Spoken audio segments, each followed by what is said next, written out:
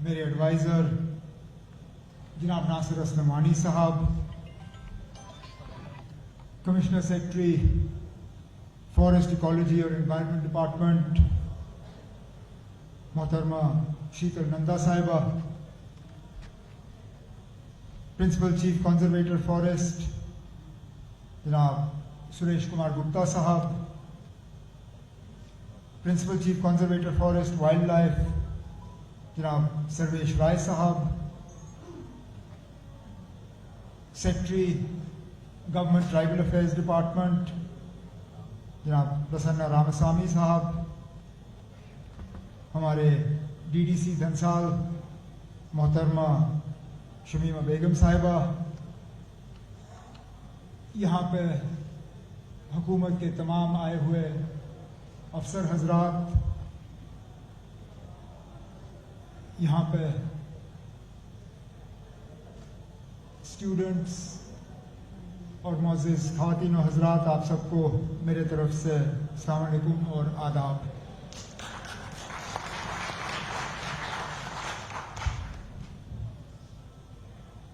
इस हॉल के अंदर मौसम को देखते हुए मैं आप सबका ज़्यादा वक्त दूंगा नहीं। शायद हम सब जो नीचे बैठे हैं हमारी हालत थोड़ी बेहतर है, जो बेचारे ऊपर बैठे हैं मुझे लगता है अगर मैं कहूं कि वो पक गए हैं तो शायद मेरा कहना गलत नहीं होगा।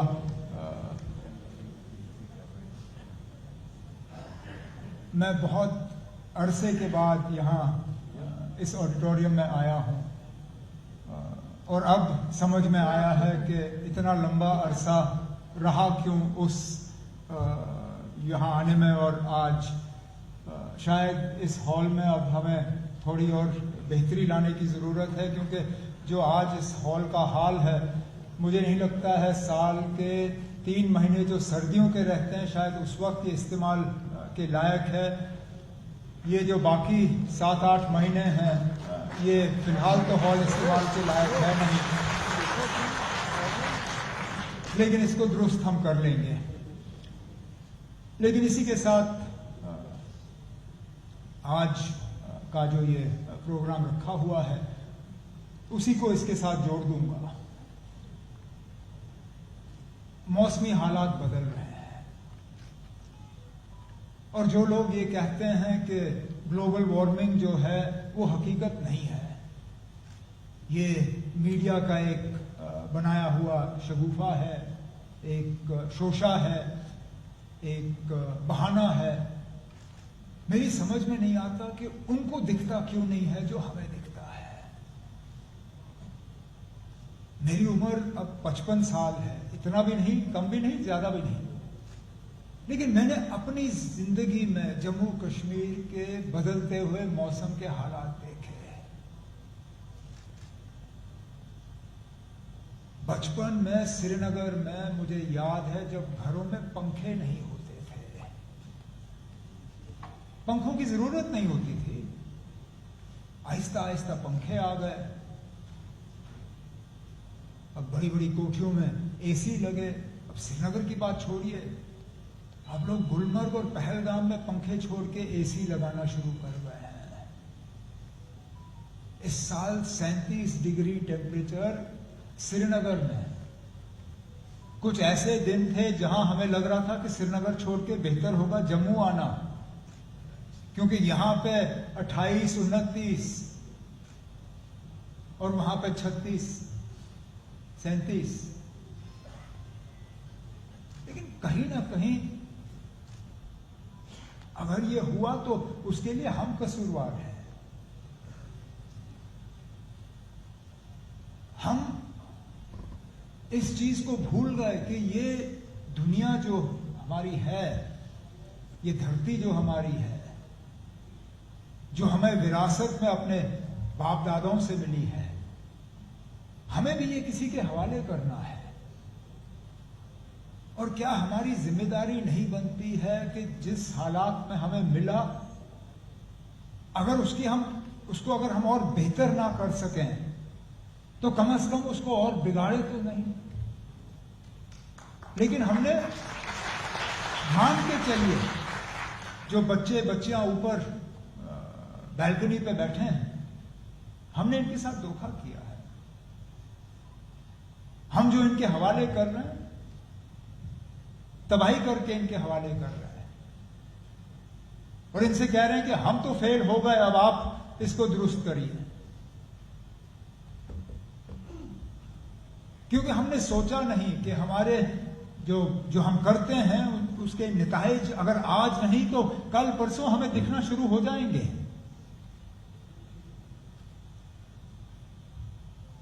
हम जंगलों में पेड़ काटते हैं, चलिए कहीं पे मजबूरी, कहीं पे जरूरत, लेकिन इस चीज से भी इनकार नहीं किया जा सकता कि अक्सर बेशतर हम जंगल काटते हैं सिर्फ लूटने के लिए, जंगलों की चोरी करने के लिए, और उस वक्त हम भूल जाते हैं कि जिन पेड़ को हम काट रहे हैं उनको वहां तक पहुंचने में कितने साल लगे। और इसमें हम हुकूमत वाले ही कसूरवार हैं कि हमने हालात ही ऐसे पैदा किए जहां वो करना किसी की मजबूरी बनी। अब हम वन महोत्सव बना रहे हैं, हम कह रहे हैं कि हम 1 करोड़ पेड़ लगाएंगे, बड़ी अच्छी बात है, लेकिन ये सिर्फ हुकूमत का प्रोग्राम नहीं होना चाहिए। जब तक ये हमारे अंदर से बात ना आए, जब तक हम खुद वो तसल्ली महसूस ना करें पेड़ लगाने पे, तब तक ये सरकारी प्रोग्राम ही रहेगा, इसका फायदा नहीं होगा। लेकिन मैं आपसे कहूं, पेड़ लगाने का और उसको बड़ा होते हुए देखने में अपनी ही एक तसल्ली होती है। इसलिए मैंने अपने साथियों से कहा, मैंने कहा आप सरकारी प्रोग्रामों में मुझे ये कटे हुए फूलों का गुलदस्ता मत दीजिए, मुझे शॉल मत पहनाइए, अगर कुछ करना हो तो बाहर जाके एक पेड़ लगा दीजिए, एक छोटा सा पौधा दे दीजिए,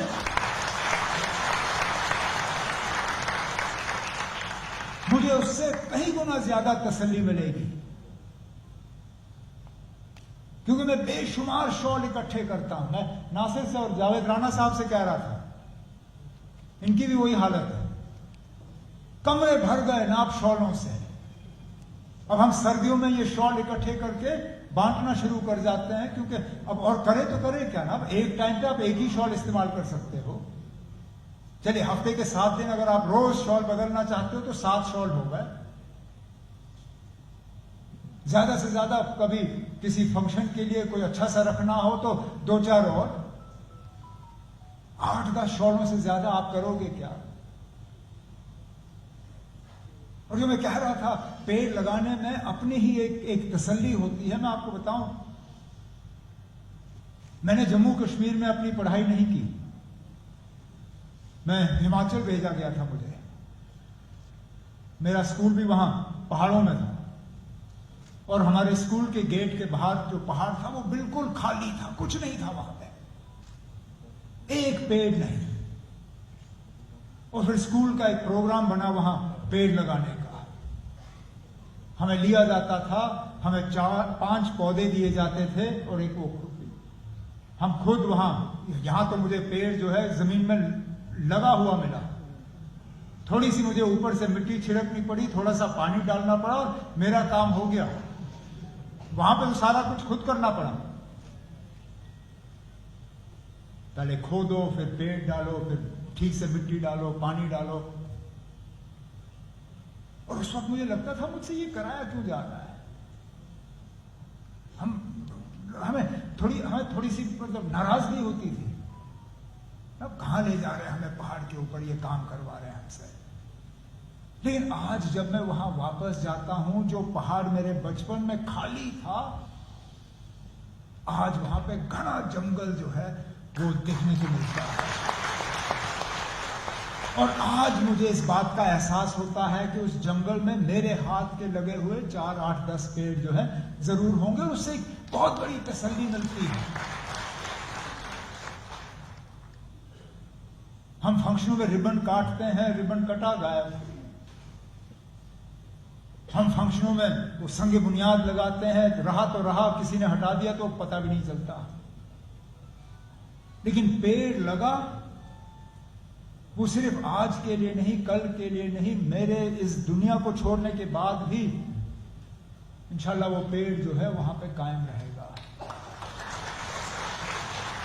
तो मैं तो चाहूंगा कि जोरों शोर से हम ये जो महोत्सव है इसको हम आगे बढ़ाएं। जैसे मैंने कहा, ये सरकारी महोत्सव नहीं होना चाहिए, इसको हमें अपनाना चाहिए। और जावेद ने सही कहा, इनके तीनों महकमों का कहीं ना कहीं एक रिश्ता है। फॉरेस्ट, एनवायरनमेंट, इकोलॉजी अपना काम ठीक से करे, चेक डैम बने, पानी को हम रोकें, रेन वाटर हार्वेस्टिंग हम करें, पानी की किल्लत कम होगी, टैंकर की मांग कम होगी, जल शक्ति का जो है प्रेशर कम रहेगा, और मंत्री साहब जो है गर्मियों में थोड़ा सा आराम की सांस जो है वो ले पाएंगे। जंगलों का और ट्राइबलों का रिश्ता तो जावेद और नासिर ने आपके सामने रखा, और आप इतने सारे मेरे सामने ट्राइबल भाई बैठे हैं। मुझसे बेहतर तो आप जानते हो कि जंगलों का आपका और जंगलों का रिश्ता कितना है। माइनर फॉरेस्ट प्रोड्यूस का कितना आप लोग फायदा ले सकते हो, फॉरेस्ट राइट एक्ट का कितना आपको फायदा मिलना चाहिए, लेकिन अभी तक मिला नहीं। इंशाल्लाह जिस तरह जावेद ने कहा, फॉरेस्ट राइट एक्ट का भी पूरा फायदा हम आपको दिलवा देंगे। इसी तरह जंगल हमारे महफूज रहें, उससे आपकी जिंदगी में भी एक बेहतरी आती है। और ये तो हमारा तजुर्बा रहा है ना। अब जहां हम पहाड़ काटते हैं, जहां हम पेड़ काटते हैं, वहां पहाड़ बचाना बहुत मुश्किल हो जाता है। अब देखिए जम्मू श्रीनगर हाईवे का हाल, तरक्की होनी चाहिए, हम तरक्की के खिलाफ कभी हो नहीं सकते, लेकिन तरक्की में भी अकल का इस्तेमाल करना बहुत ज्यादा जरूरी होता है। हमने पहाड़ काटा सड़क बनाने के लिए, उस पहाड़ को फिसलने से हम रोक ही नहीं पाते। शायद उसी चीज का तजुर्बा देखते हुए रेलवे वालों ने अकलमंदी की, उन्होंने पहाड़ काटा ही नहीं बाहर से, उन्होंने सीधा सुरंग निकाल के टनल के जरिए रेल जो है वो श्रीनगर पहुंचाई। अब जहां हमने पहाड़ काटे थे सड़क बनाने के लिए, वहां उनको वहीं पे छोड़ दिया, अब हम भी सुरंग बना रहे हैं हाईवे के लिए। हमें बैलेंस करना होगा डेवलपमेंट विद एनवायरमेंटल कंसर्न। और जहां एक पेड़ कटता है किसी प्रोजेक्ट के लिए, वहां हमें अपने आप ये नहीं कि कोई हमें ऊपर से हिदायत दे, ये नहीं कि अदालत का कोई हुक्म आए, हमें खुद ये तय करना चाहिए कि एक पेड़ के जरिए हम 100 पेड़ और लगाएंगे ताकि हमारे जंगल जो है वो बच जाए। तो इस उम्मीद के साथ कि ये वन महोत्सव जिसकी आज हमने शुरुआत की, ये 1 करोड़ पेड़ जो है वो यहां लगे। अब सारे तो बचेंगे नहीं, लेकिन उम्मीद करता हूं कि इनमें से ज्यादातर पेड़ जो हैं वो बच पाएंगे। और ये हमें उन इलाकों में लगाने चाहिए जहां जंगल के जंगल साफ हो गए।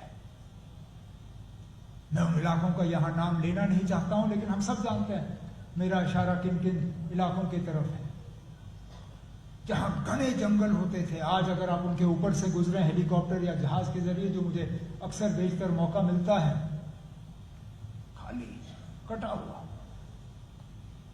तो इस उम्मीद के साथ कि ये वन महोत्सव सही मायने में हमारे उन इलाकों में दोबारा हम जंगल जो है कायम कर पाएंगे, और इस यकीन के साथ कि मेरा पूरा ताउन और सपोर्ट जो है वो जावेद राणा साहब के साथ तीनों महकमों के लिए, forest, environment, ecology, tribal affairs और जल शक्ति के लिए, इनकी कामयाबी के लिए मैं आप सबका इस प्रोग्राम में आने पर शुक्रिया करता हूं और इजाजत चाहता हूं। बहुत बहुत शुक्रिया।